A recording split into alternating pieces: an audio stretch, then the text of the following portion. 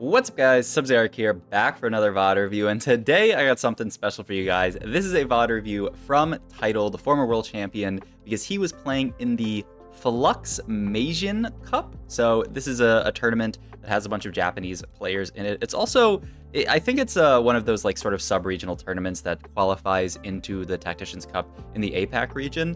But what I also want to say is, this is probably the worst tournament format I've ever seen. Now, we're watching Title and he did okay, so that's good, but I would be pissed off if I was playing in this tournament. I'm just gonna say the tournament format is 5 games. They play 2 games, then cut the bottom 8 players, yeah, and then they play another 2 games. The points reset after that. You play another 2 games, they cut the bottom 8 players, and then they play a final 2 games, and then they cut the final 8 players. It's actually 6 games, but the points reset after every 2 games. So theoretically, your scores could be also.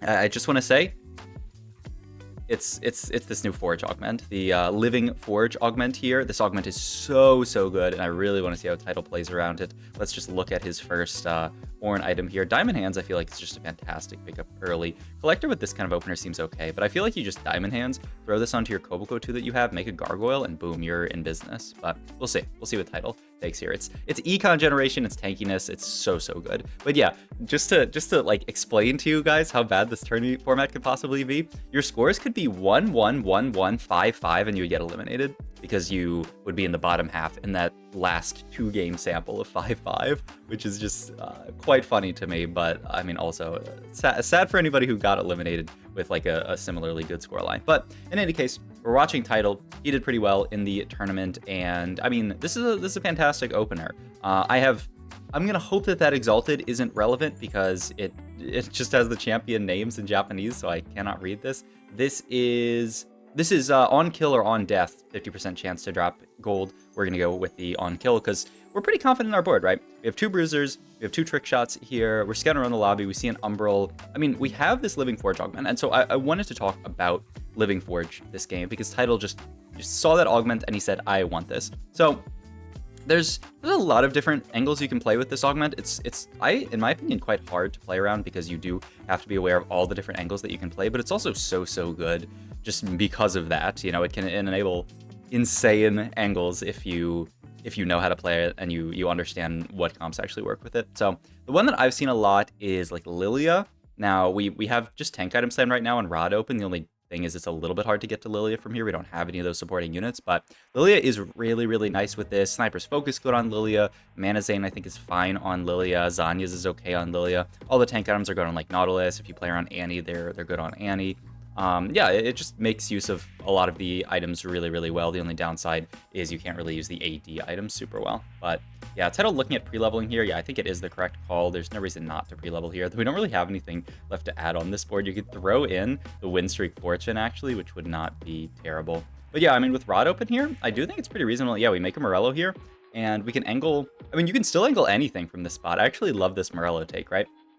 Because Morello take... It leaves open the Kaisa comp because you can just have a Morello Teemo. That's fantastic. It also leaves open potentially like playing that sort of like Morgana Lilia type stuff. It's also on the Trist, which means we can actually get in the Win Streak Fortune. Also, that must have been Build-A-Bud, right? The person who had Yasuo, because that was yeah, that was quite scary. Someone already has Yasuo 3, but it must be Build-A-Bud Yasuo 3, which honestly is pretty good for us because the statistics say that 3-star Yasuo is one of the worst 3-star 1 costs in the game, and I don't know, I think I kind of agree. Man, we're farming so much gold off of this encounter, which is fantastic. This allows us to make 20 gold, which feels really good, and hopefully we can make enough gold to make 30 next round. I mean, as long as our Diamond Hands gets procced and we win the fight, then we make it, and then we'd be on a 3 streak. This could be a really good spot. We just kind of have to hope we don't fight that guy, because I think Yasuo 3, not that great, but still probably good enough to beat us. Ooh, we do fight them. Okay, I mean, maybe there's a world with the Morello that we can get through this Yasuo 3 plus the Diamond Hands buying time. I mean, it's not impossible. Oh, we just barely can't get through Yasuo 3, and we do at least farm the 1 gold off Diamond Hands so we can sell this and make gold here. Get Fortune, cash out here. Just gonna cash this out every single chance we get. We want lower numbers, ideally, just so that we can cash out, because we're almost always going to be cashing out really low stack totals here, like 0 for a lot of it. And cashing out the 0 oftentimes will give you like 2 gold, sometimes 1 gold. So it feels good to just be doing that every single round if you can, just cashing out. But yeah, The other thing about this Living Forge augment is after the changes to the Orn items, the reason why this augment is kind of great now is that it gives you an Orn item after every 8 combats. So we're going to get one after Carousel, which is really nice, and the next one we're going to get at the end of stage. It's going to be at the start of stage 6, or at the start of stage 5, actually. Yeah, this augment's so good. So yeah, I mean, having 3 Orn items by stage 5 is so nice, and a huge thing is getting the second one here after the Carousel, because that can give you a ton of direction, can really make your game plan make a lot of sense. Item-wise, or augment-wise here, yeah, you're never taking Lucky Streak after second augment. I don't think we're ever taking this either. Slammin doesn't seem bad here. It makes the items a little bit awkward, but I do love a Slammin, so I'd think about Slammin. There's also, man, if Bulk was like a really good augment here, this would be an insane spot for Bulk, but I just don't like Bulk as much as I like Slammin in these type of spots, but I could certainly see Bulk. We're gonna have a lot of extra items this game. Looks like Tidal is thinking about it too. I mean, maybe he's thinking about You Have My Bow, but I doubt it.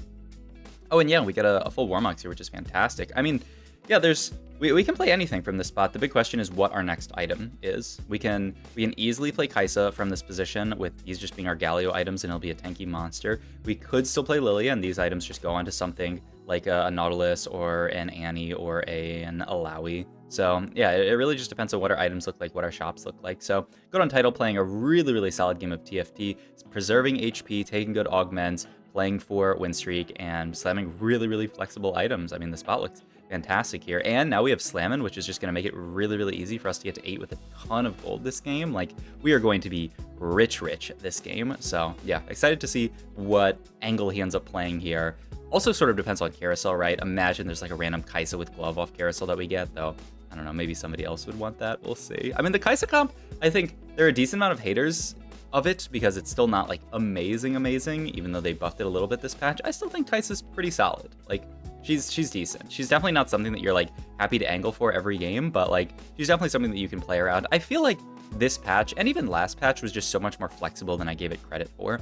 Like, I think a lot of people want to have the idea, and I wonder if we are just gonna take a glove here and then just imagine that we're angling Kaisa. Yeah, I think that's pretty reasonable. But yeah, I think a lot of people want to think that TFT is a less deep game than it is because it makes the game easier for you. Let's check this out real quick. Ooh, I mean, I guess if you wanted to play Kaisa, you could take Seekers and throw it onto like a Sylas there. I don't think you ever really want to take Silvermere Dawn here. I don't think Deathfire Grasp really does a lot. And this one's called Innervating Locket, right? I believe so. Yeah, I think so. I mean, this is also a pretty decent one to just throw on a frontliner. I could see either of these being taken. With Glove, you probably want to be angling towards Kaisa here. So I think I would just take Seekers here and angle towards Kaisa, but we'll see what we want here. He's going to go for the Locket. I believe that's called Locket, because I always...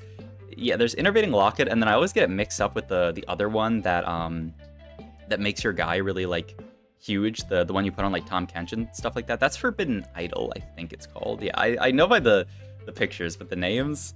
Oh, whatever. As a TFT YouTuber, I should be better at names, but whatever. All good. So yeah, we are going to pick that one up. We do get Fortune Cash out here, so a little bit of extra gold here.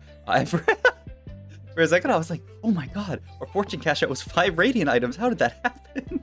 But that is just the encounter that we're getting here. We can throw some good items onto Teemo. The rest of these items are kind of crummy. I mean, we can throw some onto Sivir here.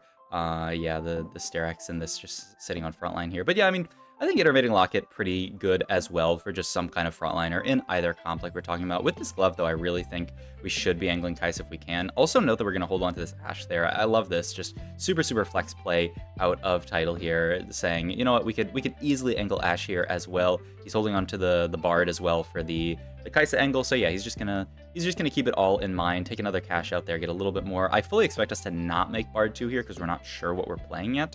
And I also fully expect us to 4-1 it just because we have the extra XP from Slammin', so we're gonna be really rich for this, and it actually is on tempo here, and yep, we're gonna go for it. So let's see what the roll down looks like. I'm actually gonna bring this down to 1x speed for you guys because I know you guys like that. Double Nautilus already makes me think, okay, oh my god, Nautilus 2 already really makes me want to play around a Lilia setup, but I mean, it could be Yeah, I mean, he sees the Nautilus 2 and he just immediately skips over that Kaisa. He says, you know what, with this Nautilus 2, I have to play Lilia this game. There is no world where I'm actually going to not be playing Lilia from this position, which I think makes sense. We're gonna get the Annie in, we still have to get the Kog'Maw in. Ooh, the Kog'Maw fits everything in here. He's moving items. Okay, he does get the Kog'Maw in, and then throws an extra Bard in for good measure, just another mythic unit. And yeah, we're gonna make all these items onto Nautilus here. I mean, yeah, I really, really like the Locket plus the Diamond Hands combination, and maybe that's part of the reason why he went for this, is, you know, Diamond Hands makes you invincible, Locket's gonna give you a ton of mana to cast. I mean, look how many times that Nautilus cast this fight. I think he cast 3 times, which is just insanity. So really, really good stuff for us there. What was the leftmost augment? This is Reinforcement. I don't hate Reinforcement in a spot like this, but we'll see what it ends up taking. I mean, I don't really like either of these that much. Ooh, I do like Forge a lot, but I don't really know where the Forge is going to go this game. I'm also surprised he made Shojin and then just threw it onto Zyra, but I guess his idea is that we're playing 4 Invoker right now, so we don't really want the Shojin onto Lilia. I don't know what we can do with Forge. I think I would just take Reinforcement here, roll here for like a Morgana 2 or Lilia 2, and then use that to push 9, but we'll see what title goes for. Wow, the Healing Orbs! I mean, I could kind of see it. There's a Morgana finally, so he's going to get the Diana Morgana in here, start getting out of some of these Invokers, and yeah, he's just going to pivot into the full Lilia Morgana board here. Now he can put the Shojin onto Lilia, and actually feels pretty good. We can keep this Warmogs onto Alawi for now, and yeah, he just wants to play Lilia Morgana, and yeah, he's even going to make the Guardbreaker. I love this. It's, you know, it's slam in value, and it's a pretty good item. Okay, so the Healing Orbs here, I mean, in the same way that it kind of seems really good to play Innervating Locket with this Diamond Hands, I could also kind of see Healing Orbs with that. I was thinking about it because it makes sense. I mean, I love Healing Orbs as an augment. I'm just surprised that title took it here, but it kind of makes sense, right? You get invincibility with the Diamond Hands. That's going to give you time for the Healing Orbs to proc onto Nautilus and heal him back up, get a bunch of value out of that Gargoyle, get a bunch of value out of that Innervating Locket. I think this makes a lot of sense. I really like how Title's played this game because, like, his whole game has just been played around synergy. And yeah, look at this Nautilus, man. How is anyone going to kill this Nautilus when he's invincible and then heals up as we kill more stuff? So this is a really, really sweet game from Title, just playing around. So he just took Diamond Hands, and then his entire game was played around making Diamond Hands work. You know, just what augments, what items, what comp works with this setup. So really, really cool stuff to see. Have to imagine we're gonna take the Static Shiv here. I love this. You can throw it onto Morgana. It's MR Shred. Now you have the Heal Cut and the MR Shred on this board, and it's a really, really good item onto Morgana. I imagine this goes onto Morgana, I would have to say. Yeah, the main question at this point is, are we trying to push 9 in this spot? We have a lot of upgrades left to find. Our only upgrade right now is Nautilus, and then do we even have anything else upgraded? And Soraka too, but that's about it. So we really do need to find some upgraded units. I, in my opinion, think that this is just a get to like 5-1 and then roll on 8 and try to pick up upgrades, and then you can think about going 9, but we'll see what Title wants to go for this game. This Nautilus is still such a mod. Yeah, I mean, the more I look at it, the better this Healing Orbs take looks. Like, I feel like it's doing so much in these fights. And hey, I mean, the Reinforcement would have done a lot of work as well. We'd have a random Morgana 2 onto our board, but I think by the end of this game, it is certainly going to seem like Healing Orbs is the best pick here. So really, really smart stuff out of the World Champion. Ooh, this is a little scary though. There is a set that is just zeroed in on our Nautilus here. He's going to ult that Nautilus to the back line. And nice thing is we aren't clumped up versus this Morgana, so our Lilia is not taking much damage. Not going to get another cast off. We need to get these kills. Oh, it was so close. If we could have just got